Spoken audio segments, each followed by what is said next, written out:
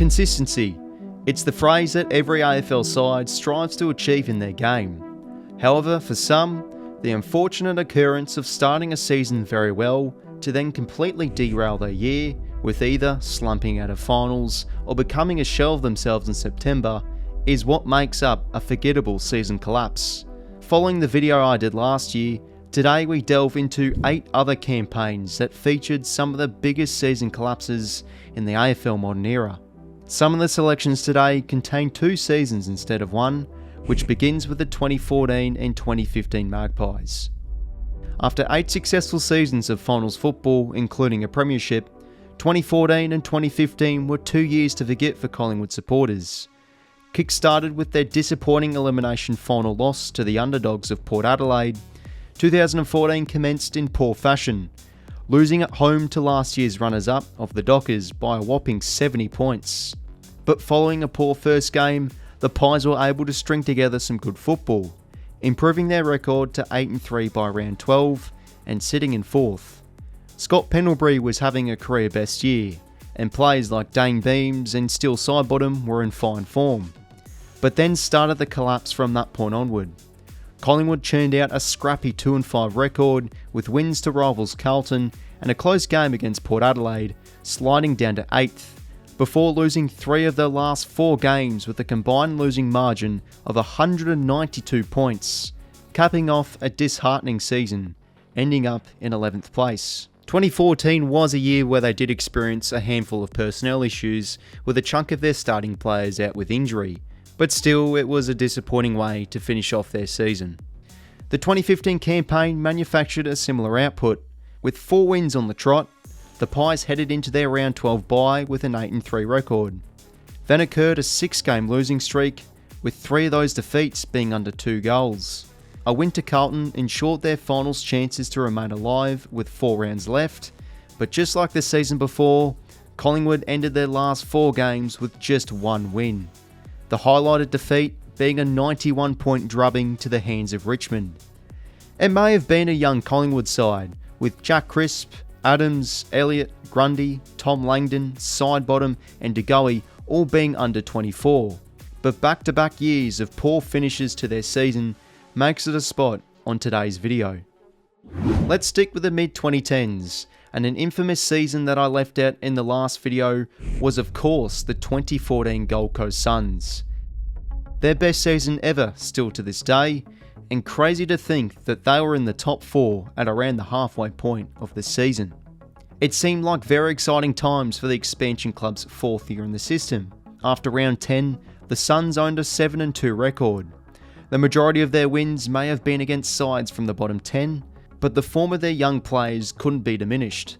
Jaeger O'Meara, Dion Prestia and David Swallow were working hard in the trenches. Tom Lynch was booting home goals for fun. Oh yeah, and there was a player called Gary Ablett, who was carrying the whole team on his back week by week. Ablett was huge for the Suns in the first half of the season, with averaging almost 30 possessions a game and kicking 18 goals in the first 10 rounds. The Brownlow medalist was for sure going to take home Charlie again in 2014, if it wasn't for one of the biggest what-if moments in AFL history, with the champ going down in round 16 with a season-ending shoulder injury. The silver lining from the game being at least a 5-point win over Collingwood, but with that being only their 2nd win since round 11, things were heading in a south direction. The 2nd youngest team in the competition lost their leader, and the lack of experience and seasoned bodies started to show. The Suns only managed just 1 win from their last 7 games, with the victory being over the Wooden Spooners of St Kilda, ending up finishing in 12th place.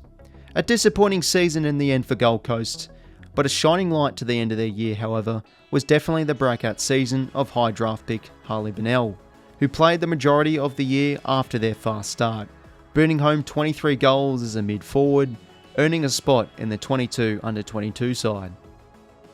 We'll now shift our attention to the early 2000s, and if it wasn't for Port Adelaide's maiden premiership in 2004, the 02 and 03 seasons would definitely be under heavier scrutiny.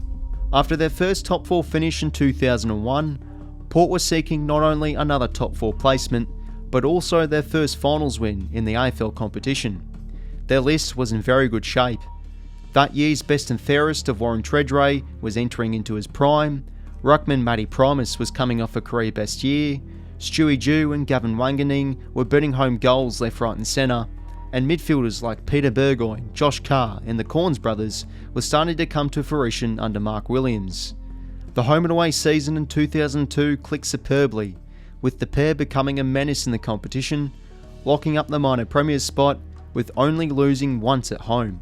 Being the favourites to take home the flag and at least make the grand final, Port were expected to knock off the Pies in their first qualifying final, but fell on their face, losing to the 5-1 underdogs by 13 points. Following a scrappy semi-final win over Essendon, Port headed up to Brisbane to play the Lions for their prelim final. They were able to nab a close 6-point win over them at home in round 22, but they weren't able to replicate another favourable result, going down to the eventual premiers by 56 points, managing just one final quarter goal, whilst conceding 11 in the second half. Port Adelaide the following season was looking even better in 2003, again finishing in first place, but doing it in style, finishing 3 games clear on top. Just like 2002, they were hosting another qualifying final as warm favourites, this time against the Sydney Swans, a team where experts predicted them last prior to the start of the year. And in a collapsing fashion, Port looked like an absolute shell of themselves, with the Swans stunning the home side, kicking 11 goals to 4 by half time, and eventually losing by 2 goals. Mark Williams' men ensured their place in back-to-back prelims following a semi-final win over the Dons, now facing Collingwood at the G, a chance to get some revenge. But after half time, Port came out flat, going goalless in the premiership quarter and conceding 6 final quarter goals, losing by 44 points. Thankfully, Port Adelaide tasted their deserved premiership success the following year under Mark Williams, but back-to-back seasons of pure dominance to then go into their shells in September had to be a feature on today's video. So the pair got that famous prelim final win over the Saints, a side that also heavily underachieved in finals footy. The 04 and 05 seasons of top 4 football finished off in a deflating style. 2004 was a memorable year for the Saints. Nick Riewoldt had a breakout season, winning the Lee Matthews Trophy. They took home the Wizard Home Loans Cup, and of course they started off the season perfectly, winning their first 10 games. A winning streak so good that they manufactured it into a DVD set. Christ, what were they thinking? Some inconsistencies started to build into their game in the second half of the season, with going 6-6, but they were still good enough to lock in the double chance, finishing in third. A side headlined with Robert Harvey and Fraser Gehrig, and fueled with young talent like Brendan Goddard, Nick Riewoldt, Luke Ball, Lenny Hayes and Stephen Milne, they certainly exceeded people's expectations with a top 4 finish. Getting clobbered by 80 points against the Lions for their qualifying final didn't do the best for their confidence, but were able to bounce back with a convincing semi-final win over Sydney, heading over to Adelaide to play the Power in their prelim final. The game started very well for the Saints, kicking the first couple, including Fraser Gehrig's 100th goal that season. From that point onwards, the game turned into a cagey affair with multiple lead changes. The Saints headed into the final quarter with a 1-point lead and looking slightly the better team. But the last term was built off moments. Gavin Wanganeen's magical 2 goals and some inspirational Port Adelaide defensive acts was the difference in the end, seeing them advance to the grand final. But certainly there was no love lost for the Saints, demonstrating that they had the potential to go all the way. The next season, 2005, saw them be in the box seat once again, finishing top 4 and winning a memorable qualifying final over the minor premiers of Adelaide by 8 points. They headed into their home prelim final as warm favourites against the Swans. Sydney were off the back of 2 exhausting finals games, with both of the results being under a kick, so many people were expecting the Saints to win comfortably, just like they did in the 04 semi-final. But the prelim final was certainly too close for comfort, with the Swans getting out to a 2-goal margin at quarter time. Lee Montagne's goals saw the Saints extend their game-high margin to 15, but this is where the tables turned. St Kilda went into their shells in the fourth quarter, completely getting derailed and ran over by the Swans' run and carry, conceding the last 8 goals of the game and eventually going down by 41 points. 2 prelim final losses in a row was disheartening enough for the Saints, but in the end the worst of the collapses was yet to come. Their 2009 season was a year that supporters would like to forget. Their club record winning streak of 19 saw them finally reach the grand final again in 2009, the streak being ended against Essendon after owning a perfect 19-0 record. The Saints ensured their place into the last Saturday of September with a thrilling prelim final win over the Bulldogs, but ultimately fell short against the Cats, not getting it done when the moments mattered. And not much has to be said for their back-to-back grand final loss in 2010, with being an awkward bounce away from their second premiership. So with 4 seasons within 7 years of collapsing at the final hurdle, it just had to be a spot on today's video. When defining a season collapse statistics-wise, it is hard to go past Collingwood's season in 2000. The Pies were in a rebuilding phase at the turn of the millennium, wanting to get back into the finals mix for the first time since 1994. Led by newly appointed coach Mick Malthouse, it was a side that definitely stood out on paper in terms of age, being the youngest team in the competition by some margin, containing only 2 players over the age of 30. Headlined with multiple Best and Fairest winner Nathan Buckley, and first-year players of Josh Fraser, Reece Shaw and Leon Davis, Collingwood jumped out to an impressive 5-0 start, with wins over top 8 sides of Carlton, the Bulldogs and Hawthorn. But in the end, it all seemed to be a bit of a purple patch. The lack of age and experience showed, as the Pies went on a huge 9-game losing streak, ending up winning only 2 more games for the rest of the year. This saw them finish off the season with a 2-15 record after their 5-0 start, ending up in the bottom 2. It may have been a season of learning for the first-year coach of Mick Malthouse, but in terms of the numbers, it's a difficult one to miss. Let's now go over a club who had their collapse after years and years of premiership success, ultimately marking the end of their era, the 2005 Brisbane Lions. The heavy grand final defeat against Port Adelaide in 2004 didn't seem to put off AFL supporters, with many having Brisbane being a top 4 side again the next year. They still had the majority of their premiership stars and were ranked first in the competition that year for experience. However, 2005 wasn't meant to be for the Brisbane Lions, only winning 3 of their first 10 games. But in a true top team style, they were able to get their season back on track by round 19, going on a 5-game winning streak and pushing up into 6th place, setting themselves up for a potential tilt at another premiership.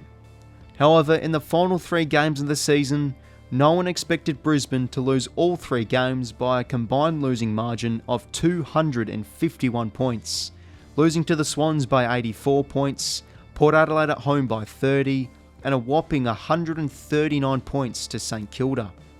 This saw them drop to 11th place, to cap off what was overall a very average season, but to collapse like that in the final 3 games with the team they had confirmed the inevitable end to a wonderful dynasty. And now for the final selection of this video today. We'll end off with a recent one. When you think of season collapses in current day footy, the Melbourne Football Club going out in straight sets for 2 seasons in a row instantly comes to mind. It was all beer and skittles for the Demons in 2021, winning a drought-breaking premiership and becoming a force in the competition, with strong foundations of defence and contest. Expected to contend for the flag in 2022, Melbourne made no surprises, building off their premiership season with a dominant 10-0 start.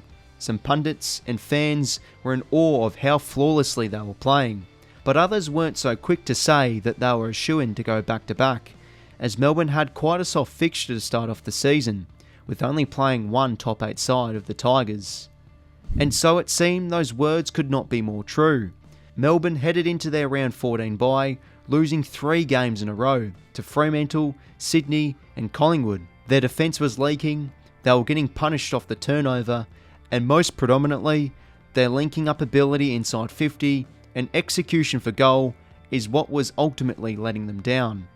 This was a huge reason on why they went out in straight sets in 2022.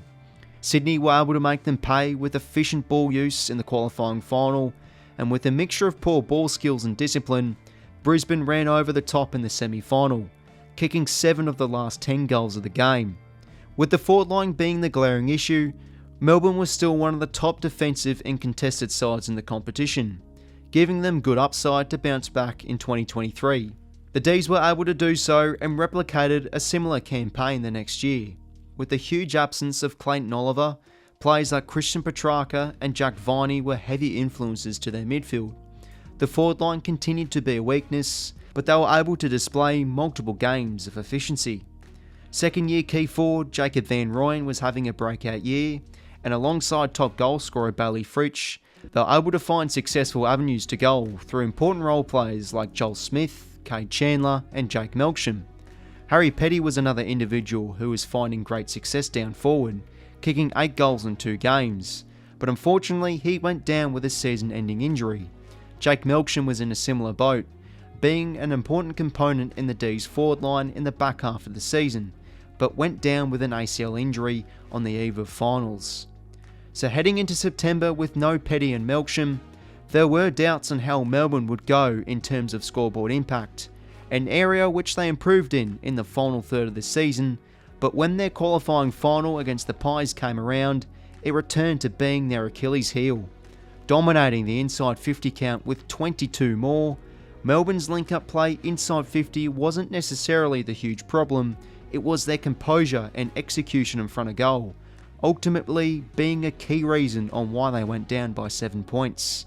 It was no easy ticket to the prelim final in their semi-final blockbuster against the Blues, who were able to knock off Simon Goodwin's men a few weeks prior. And just like the week before, Melbourne's bad kicking and a lack of mental fitness to get on top when the moments mattered saw them go out in an embarrassing style, losing a thriller to the Blues and still to this day questioning how did they drop that. So after a glorious 2021 season, Melbourne going through 4 straight finals losses at the MCG is a period that many would like to forget. So ladies and gentlemen, there is another edition of the biggest AFL season collapses of the modern era. Make sure to check out my video from last year where I went through 7 other campaigns, and also feel free to comment down below and let me know a few other seasons that you might have remembered that wasn't included in this video today.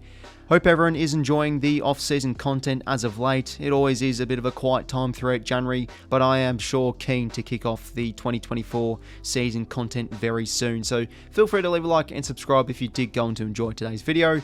And until next time, I will talk to you later. See you later, fellas.